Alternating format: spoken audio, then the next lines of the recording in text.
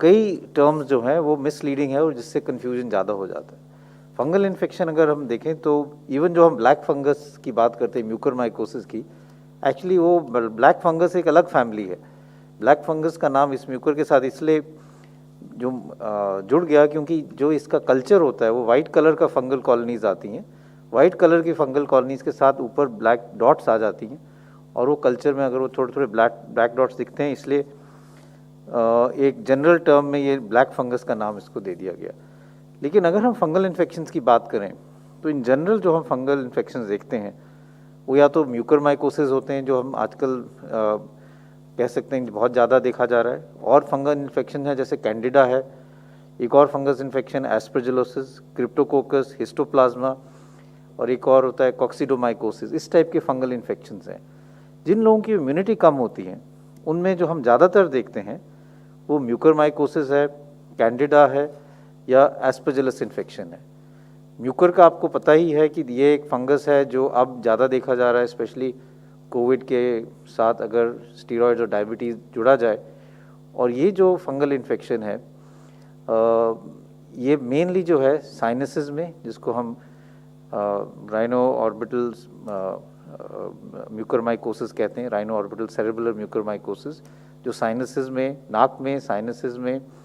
Orbit जो आंख के अराउंड बोन है उसमें, और ब्रेन के अंदर जा सकता है। ओकेजनली ये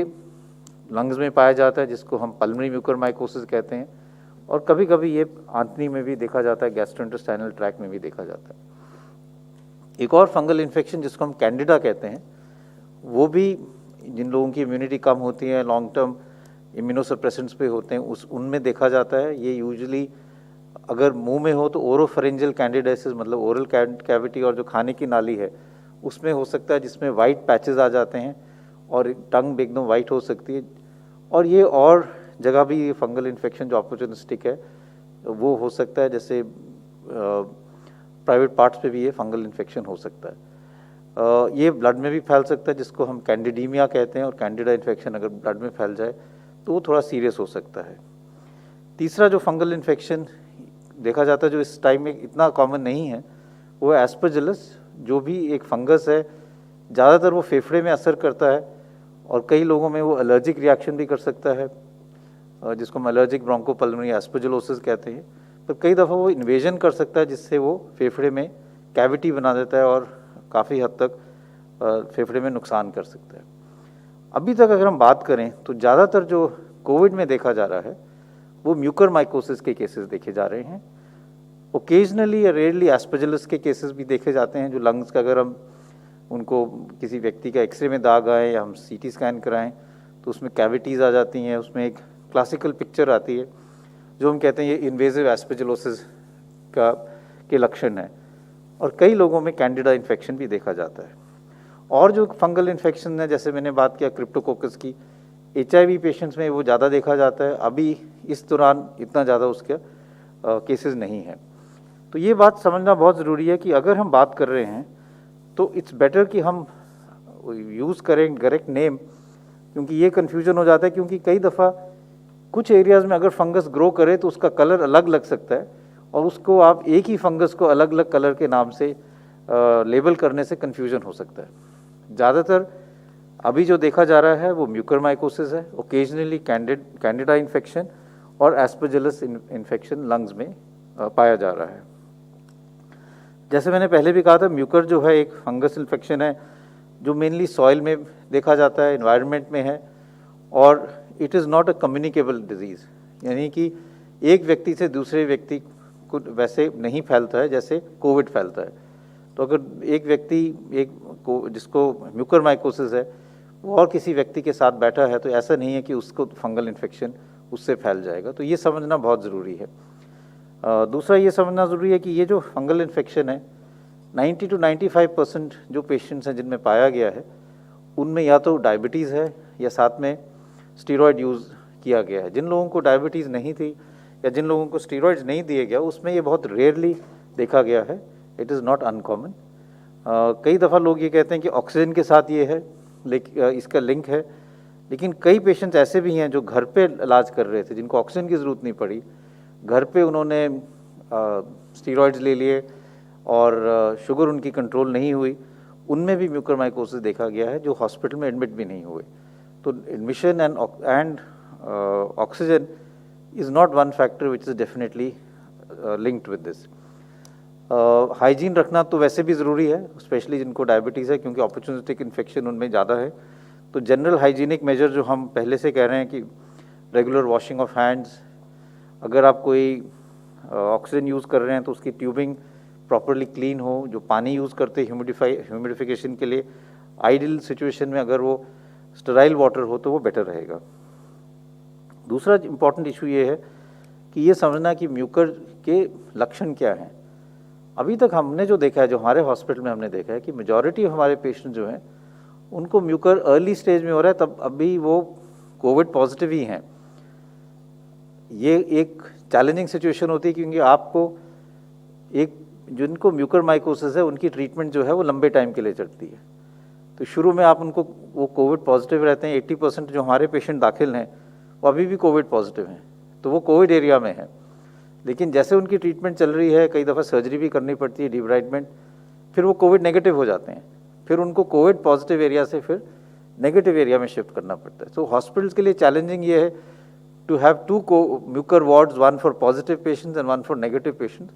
क्योंकि उनकी ट्रीटमेंट जो है वो तो कई हफ्ते चलती है, जो एंटी फंगल ट्रीटमेंट है। और सर्जरी भी जो है उसकी टाइमिंग जो है वो ज़रूरी है, क्योंकि ये भी सही है कि कोविड अगर आप पॉजिटिव हो और बहुत एग्रेसिव सर्जरी करो तो उससे मोर्टेलिटी ज़्यादा हो सकती है, क्योंकि अगर फेफड़े में कमज़ोरी है, ऑक्सीजन की रिक्वायरमेंट है और आप ऑक्सीजन पे हो और उसके ऊपर आपके नेज़ल पैसेजेस या सांस के ऊपर वाले एरिया में सर्जरी की जाए तो it can have worse outcome. तो इसलिए ये भी समझना ज़रूरी है। दूसरी चीज़ ये है कि कुछ इसके ऐसे लक्षण हैं जो हम वार्निंग साइंस कहते हैं, जैसे हेडेक है, नाक बंद हो जाना या नाक में क्रस्टिंग होना, नाक से कभी कभी खून आना, या एक साइड में स्वेलिंग हो जाना, आंख के नीचे या चेहरे पे स्वेलिंग हो जाना, या एक साइड पे दर्द ज़्यादा होना और जो है सेंसेशन चेहरे पे कम हो जाना। ये सब जो लक्षण है, अगर किसी को भी ऐसे लक्षण हो और जो हाई रिस्क ग्रुप में है, यानी कि जिनको डायबिटीज़ है, जिनकी शुगर कंट्रोल नहीं है और स्टीरॉइड्स ले रहे हैं, उनको अपने डॉक्टर के साथ संपर्क करके अपना चेकअप कराना चाहिए। सिंपल टेस्ट है, नाक का एग्जामिनेशन, नेज़ल एंडोस्कोपी भी कर सकते हैं, जिससे आप नाक के अंदर देख सकते हैं और वहाँ से स्वैब और बायोप्सी भी ले सकते हैं, जिससे डायग्नोसिस भी हो सकता है और जल्दी ट्रीटमेंट शुरू करने से इसका आउटकम भी बेटर रहता है। तो ये बहुत ज़रूरी है कि हम समझें कि fungal infections by name better रहेगा रादर देन बाय कलर, क्योंकि उससे थोड़ा कन्फ्यूजन रहता है। दूसरा ये है कि एक चीज़ और मैं कहना चाहूँगा, क्योंकि अगर हम अब देखें सोसाइटी में तो there is lot of stress, anxiety in the general public, and this is a time where there is been lot of pain, sadness because of, हर एक का कोई ना कोई जानने वाला है जिसको कोविड हुआ है या जो अपनी जान गवा बैठा है। इसलिए मैं यही कहूँगा कि we must all come together to really support everyone as society, as individuals, as people collectively. कई दफ़ा हम ये कहते हैं कि this is not a pandemic of children and younger age group, कि बच्चों में सीरियस केसेस नहीं हुए, बच्चों में इतना इन्फेक्शन नहीं हुआ, और ये बात सही है, बच्चों में माइल्डर इन्फेक्शन है, बच्चों में इतना सीरियस इन्फेक्शन या एडमिशन का डेटा नहीं है, चाहे हम फर्स्ट वेव की बात करें चाहे सेकेंड वेव की। लेकिन बच्चों में या यंग एडल्ट्स में कोलैटरल डैमेज बहुत हुआ है।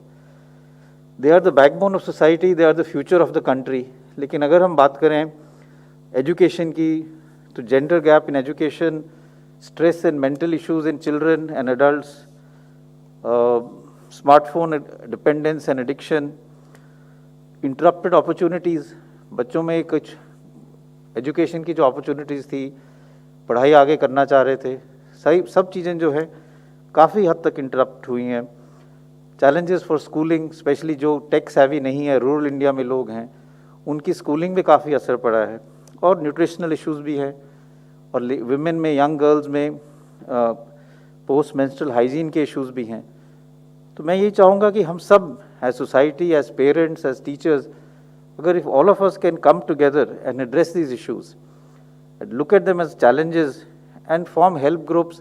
चाहे सोसाइटीज़ में हो, चाहे स्कूल्स में हो, चाहे और ग्रुप्स में हो, that will really help us to develop and support our young children and the other people also. एक चीज़ और मैं कहना चाहूँगा वो यही है कि जैसे जैसे हमारा रिकवरी रेट इम्प्रूव कर रहा है, लोग रिकवर कर रहे हैं, तो हमने लास्ट टाइम भी यही देखा था कि एक और इशू जो आ जाता है वो है पोस्ट कोविड सीक्वले का, और इस पे अब काफ़ी हद तक डिटेल्स भी आ गई हैं जो हमें पहले नहीं पता था। पहली वेव में हम कई लोग समझ नहीं पाए थे कि कोविड के बाद भी कई लक्षण ऐसे हैं जो रहते हैं, और अब इसके लिए काफ़ी हद तक लोगों ने इसका पीरियड भी डिफ़ाइन किया है कि अगर आपके सिम्टम्स जो हैं वो 4 से 12 हफ्ते रहें तो इसको हम ऑन गोइंग सिम्टोमेटिक कोविड या पोस्ट एक्यूट कोविड सिंड्रोम कहते हैं, और अगर 12 हफ्ते से ज़्यादा रहें तो इसको पोस्ट कोविड सिंड्रोम या लॉन्ग कोविड का नाम दिया गया है। तो ये समझना ज़रूरी है कि कई ऐसे पेशेंट्स हैं जिनको कोविड के बाद भी 12 हफ्ते तक काफ़ी लक्षण रह सकते हैं और उनको भी ट्रीट करने की ज़रूरत है। उनमें कॉमन सिम्टम्स तो हम यही जानते हैं कि कई लोग हैं जो रिकवर हो जाते हैं लेकिन कहते हैं कि सांस की तकलीफ़ अभी भी है, लंग फंक्शन उनके नॉर्मल है, लंग की कैपेसिटी भी ठीक आती है, लेकिन वो थोड़ा भी चलते हैं तो उनको लगता है कि खुल के सांस नहीं ले पाते, चेस्ट में टाइटनेस रहती है। कुछ ऐसे पेशेंट्स हैं जिनको खांसी कब रहती है, हफ्तों भर खांसी रहती है कोविड के बाद, और कई छाती में दर्द या घबराहट या कहते हैं पल्स ज़्यादा रहने के लक्षण रहते हैं। ये सब लक्षण जो हैं ये पोस्ट कोविड या कोविड इन्फेक्शन के बाद भी बॉडी का जो इम्यून सिस्टम है या इन्फ्लेमेटरी रिस्पॉन्स है उसके कारण रह सकते हैं। एक कॉमन सिंड्रोम जो है वो भी कॉमन है जिसको हम कहते हैं क्रॉनिक फटीग सिंड्रोम। ये भी कई लोगों में है जिसमें थकावट, fatigue, joint pains, body aches, जोड़ों में दर्द होना, जोड़ों में सोजिश लगना, सुबह उठ नहीं पाना या सिर में दर्द रहना, कई हफ्ते ये रह सकता है, जिसके लिए सिम्टोमेटिक ट्रीटमेंट बहुत ज़रूरी है। एक और सिम्टम है जिसका नाम जनरल सोशल मीडिया में ब्रेन फॉग दिया गया है, जिससे जो कोविड से लोग रिकवर कर जाते हैं कभी कभी वो कंसंट्रेट नहीं कर पाते, काम करने में उनको दिक्कत होती है कई हफ्तों तक, और कई दफ़ा इंसोम्निया होता है कि सो नहीं पाते, या डिप्रेशन हो सकता है। तो ये सारे जो चीज़ें हैं इसके लिए रिहैबिलिटेशन करना ज़रूरी है, और जैसे हमारा रिकवरी रेट ज़्यादा होगा, केसेस ज़्यादा रिकवर करेंगे, तो ये ज़रूरी है कि मेडिकल कम्युनिटी जैसे हमने लास्ट टाइम किया था कि मल्टीडिसिप्लिनरी पोस्ट कोविड क्लिनिक्स को डेवलप करें जहाँ पे रिहैबिलिटेशन हो। एक जो हमने लास्ट टाइम पाया था कि अगर हम लोगों को योगा कराएं तो उससे जनरल फीलिंग ऑफ वेलबींग भी आती है, और एक्सरसाइजेज करने से लंग की कैपेसिटी भी बढ़ती है और overall feeling of wellbeing is there. तो मैं यही स्ट्रेस करना चाहूँगा कि जैसे जैसे हमारा रिकवरी रेट बढ़ेगा तो हमारे पोस्ट कोविड के पेशेंट्स भी बढ़ना शुरू होंगे, and we should prepare so that we are able to manage them. Finally मैं यही कहना चाहूँगा कि जैसे अभी बताया गया कि रूरल और सेमी अर्बन एरियाज़ में अब केसेस देखे जा रहे हैं, और इसलिए ये ज़रूरी है कि वहाँ के लिए प्रॉपर डायग्नोसिस और मैनेजमेंट की गाइडलाइंस बनाए जाएँ, ट्रेनिंग की जाए। इस पे भी काम किया जा रहा है कि सिंड्रोमिक अप्रोच हो, रैपिड एंटीजन टेस्ट के यूज़ हो जो लोग घर पे कर सकें। अगर किसी को भी लक्षण हो जो कोविड के हों गांव में, तो उनको एकदम आइसोलेशन का एडवाइस किया जाए। उनका अगर रैपिड एंटीजन टेस्ट हो जाए तो वो करके, अगर आइसोलेट वहाँ नहीं कर सकते तो कोविड केयर सेंटर में उनको आइसोलेट किया जाए जिससे बीमारी आगे ना फैले, और एक ट्रीटमेंट स्ट्रैटेजी बनाई जाए जिससे वो ट्रीटमेंट वहाँ उनका प्रॉपरली हो पाए, प्रॉपर कंसल्टेशन हो पाए विद यूजिंग टेली कंसल्टेशन, जिससे साथ में जो बड़ा डिस्ट्रिक्ट हॉस्पिटल है या मेडिकल कॉलेज है वहाँ से संपर्क करके ट्रीटमेंट जो है वो प्रॉपर दिया जाए। और इसमें काफ़ी हद तक हर एक एरियाज़ में सेंटर ऑफ एक्सेलेंस बना के डॉक्टर्स की ट्रेनिंग की जा रही है at rural level, at primary level, both in government sector and private sector. और ये भी देखा जा रहा है कि वहाँ पे पूरी तरह से दवाइयों का अरेंजमेंट हो, ऑक्सीजन की अरेंजमेंट हो, जिससे जैसे जैसे अगर वहाँ केसेस बढ़ते हैं तो we are ready to manage them.